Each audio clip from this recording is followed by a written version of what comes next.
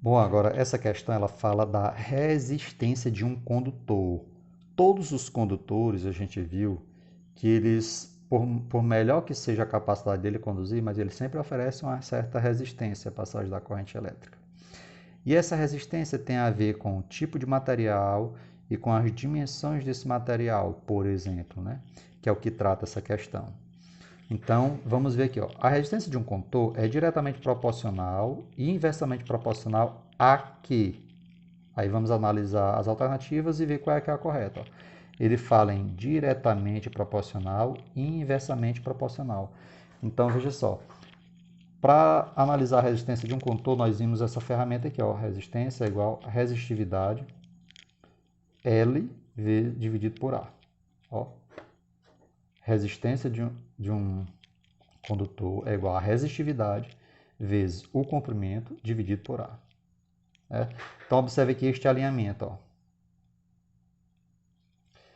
Quem está na parte de cima é diretamente proporcional. Quem está na parte de baixo é inversamente proporcional.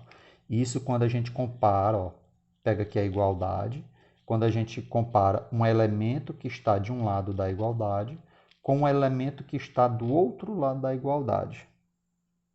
Então, pegando o de um lado com o do outro lado, comparando, de cima com o de cima é diretamente proporcional. De cima com o de baixo é inversamente proporcional. Então, essa posição dos termos, né, dos elementos na equação, ela está associada à questão de ser direto ou ser inverso. Se as posições são inversas, elas são inversamente proporcionais.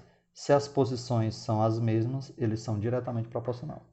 E quando eu falo de posição, eu falo aqui, ó, posição aqui de cima, posição aqui embaixo. Ó, posição de cima primeira, posição embaixo segunda. Certo? É como se eu estivesse falando aqui de numerador e denominador. Como é fração, né? Tem em cima e embaixo, numerador e denominador. Quem está no numerador desse lado, comparado com quem está no denominador desse lado, é inversamente proporcional. Se tiver no numerador aqui e tiver no numerador lá, são diretamente proporcional.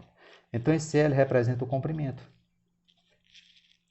Esse A representa a área de seção transversal. A área de secção transversal. Então, como é que a gente deve analisar isso aqui? Ó?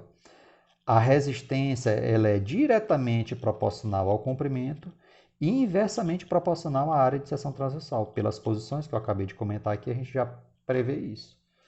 Por que é inversamente proporcional ao comprimento? Porque quanto maior o comprimento do fio, mais trabalho vai dar para a corrente elétrica passar por esse fio e maior vai ser a resistência.